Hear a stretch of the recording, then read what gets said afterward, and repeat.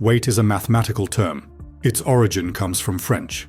There is a measure called body mass index. It is a measure calculated by dividing the body mass by the square of its length in meters. There are many BMI calculation sites. When we enter our data here, it gives us our ideal weight. But many authorities say that body mass index calculators should not be taken into account too much, because these calculators make a general measurement by generalizing a very large population and excluding many conditions and do not give accurate results. So the results you will get here should not scare you too much. But we should not ignore these figures in order to get a general idea. Ideal weight. The weight we should be. What does that mean? How can we determine this? Yes, there may be many calculations, there may be formulas, but there is no need to confuse ourselves with them or do calculations. Because the answer is very simple. The answer is just a mirror. When you stand in front of the mirror, your own image will tell you whether you are at the ideal weight or not. It is as simple as that. The world-renowned evolutionary biologist J.B.S. Haldane, in his article on being the right size, says, "Imagine the gazelle, a long, slender-legged, graceful little creature, is huge. Its bones would break unless one of two things happened. Either, like the rhinoceros, its legs could be short and thick to have the bone space to support every ounce of its weight, or, like the giraffe, it could have a flattened torso and angled legs for balance. I made the comparison with these two creatures because they both belong to the same order as the gazelle, and they are both very physically accomplished animals, given that they are remarkably fast runners." In this article, Haldane emphasizes the importance of the size of living things and shows that what living things can do is related to their size. For example, the fact that ants can carry 10-50 times their own weight is related to the size of the ant. When we bring the ant to human size, we cannot assume that it can lift weight in direct proportion. To summarize, what I want to emphasize is that all living things keep their size at the most ideal level that best suits the environment they live in and the way they live in order to succeed in the test of survival. In the same way, we humans need to have an ideal size. This optimum size is necessary for us to be able to move without difficulty while walking, running, carrying, climbing stairs, swimming, dancing, in short, while doing almost all activities in life as a social being. So where are we as a human species in this? Have we been able to maintain our body integrity? No. Currently, obesity is a global threat. According to 2019 data, obesity accounts for 5 million deaths by risk factor. According to the World Health Organization, the worldwide obesity rate has tripled since 1975. So let's go back in time, open a wormhole through the dusty corridors of history and look at prehistory. Look at him, hunting and gathering. This fellow is an omnivore, so he's a carnivore and an herbivore, and he's starting to control the fire. He seems to be in a good mood. He's in good physical shape. If there was a mirror, he'd probably like himself.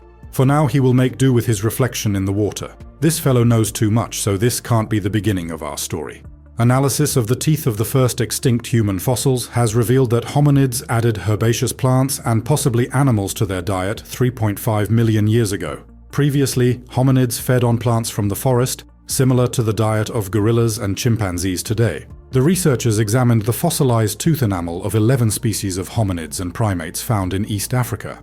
Like chimpanzees today, early human ancestors lived in forests and ate leaves and fruits from trees, shrubs, and grasses. But scientists observed that this changed 3.5 million years ago in two species, Australopithecus afarensis and Kenyanthropus platyops.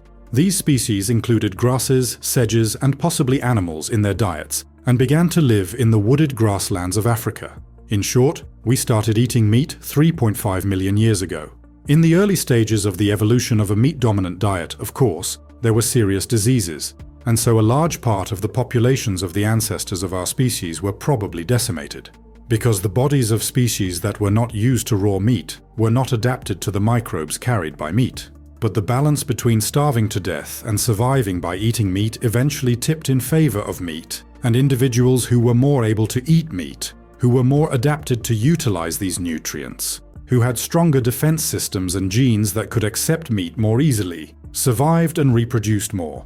At this stage, vegans or vegetarians can say, look, meat was never really a part of our diet. We started eating it because we had to.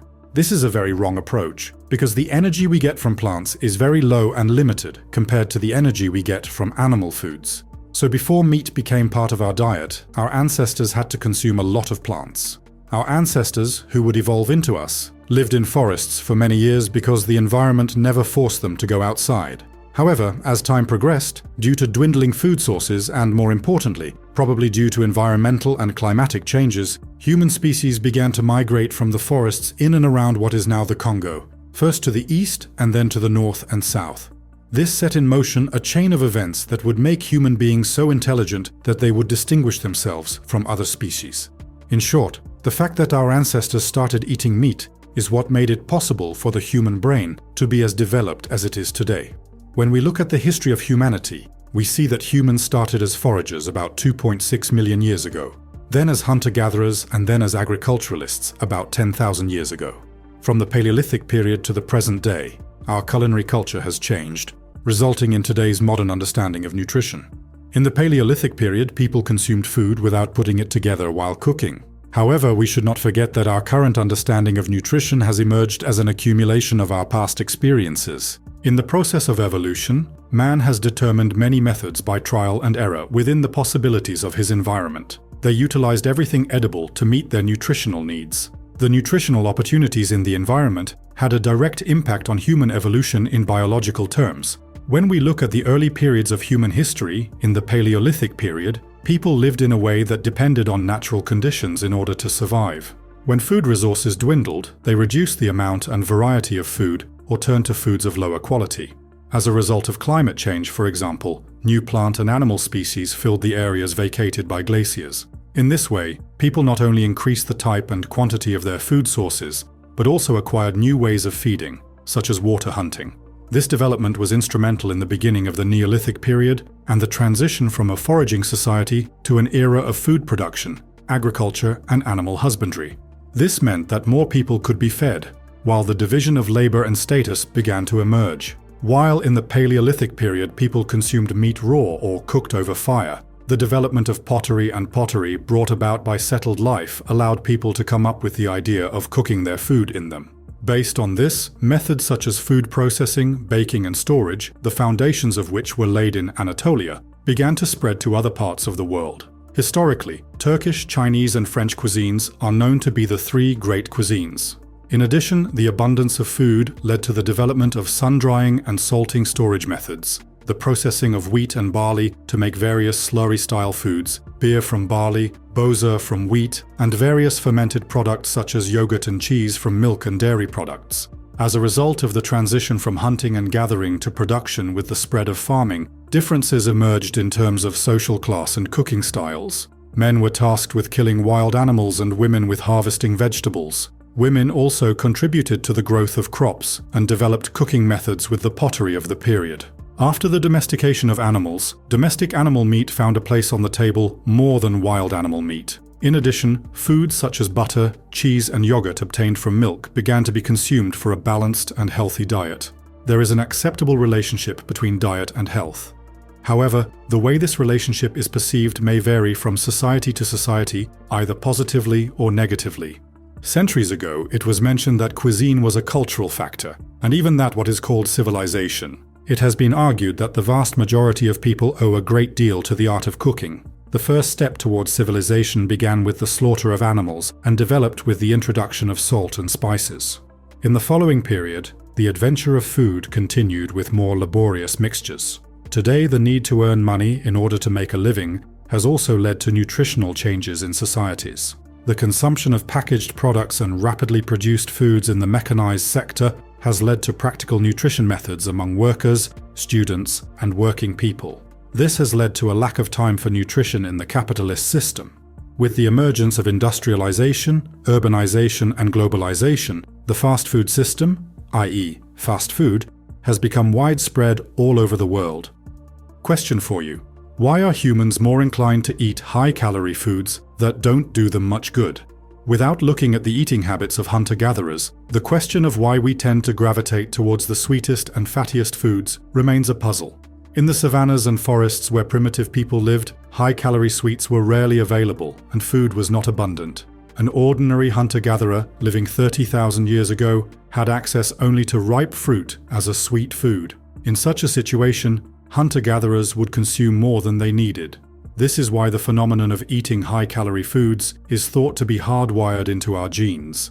Let's take a shortcut to the main idea of our story, because it would take a long time to explain this process in detail. About 100 years ago, developments in technology, especially machines that replaced manpower and cars that made it easier to get from one place to another, were bringing obesity along with the conveniences they brought. This is not the only reason, of course. Changes in the composition of our food, the injection of fructose into our cells, evolved to break down glucose, and hundreds of other factors. Nowadays, obesity is considered an international epidemic, and many clinics and associations are seriously working on solutions, even though countries are not issuing red alerts because it is not killing people fast. One of the countries with the highest risk is the United States, because it is a place where the highest technology is used with the least physical effort. People hardly move at all and mostly work on computers. This is the main cause of obesity. I would also like to briefly mention the body positive movement. Body affirmation is a movement that can be defined as the representation and acceptance of everybody against the ideal body perception of today's world. It is a movement that argues that people's own bodies, regardless of gender, do not have to fit into a certain beauty mold, and opposes the perception of beauty imposed by the media and society. It is a view that is generally held by women around the world. In fact, it seems almost perfect at the idea stage, doesn't it? But as with any activist idea, the problem comes in the implementation. Most people don't understand or misinterpret the main idea of this body affirmation movement and choose to use it as a shield for their own lack of willpower. By the way, let me clarify what I mean by lack of willpower and who is included in this discussion so that there is no misunderstanding. People who have gained weight due to a health problem or for reasons beyond their control are out of this discussion, of course. The individuals addressed here are those who have gained excess weight for purely arbitrary reasons and continue to do so and intend to continue doing so. Gaining weight is already usually a weakness of will. Do not take being weak-willed here as an insult. Every person is actually weak-willed in many ways. You are weak-willed about food, someone else is weak-willed about something else. Since being overweight is a lack of willpower and it is difficult for an overweight person to lose weight, you would not be doing them a favor if you come to them with the suggestion that you don't need to lose weight. Yes, I agree, a person is responsible for himself. No one can tell him how to live his life and how much he should weigh. But think about it this way. Take, for example, people who smoke. I don't think there is anyone who smokes without knowing that it is harmful to health, right? I mean, he recognizes the harm, but he still chooses to smoke. No one can interfere with this choice. He smokes by paying attention to the rules he has to follow in public, such as not smoking in closed areas. Just like in this example, if an individual who is overweight for arbitrary reasons is aware of the health and social restrictions and disadvantages of being overweight, but I know these harms, but I want to continue to be overweight, just like in the smoking example, no one can or should interfere with him. But people who misunderstand body affirmation and try to normalize being overweight and do not ignore its harms are in a big mistake. Because being a person with that understanding harms not only yourself, but also others. Simply put, someone with this understanding will probably raise their own child in this way, and the fate of that child will be determined at an early age. In the simplest example, his/her future as a runner is taken away from him/her. This situation creates many more possible problems, but as I said, I won't go into too much detail in this video. So in summary, friends, respect overweight people. Don't insult them. Don't make comments about their weight even jokingly because it may seem like they are not bothered by your joke with you, but in the background, you may have upset them. I don't agree with the standard beauty stereotypes either. We can't judge anyone for the way they look, but that shouldn't lead us to normalize being overweight and ignore its harms. I'm Eonvoice. See you in my next video. Goodbye.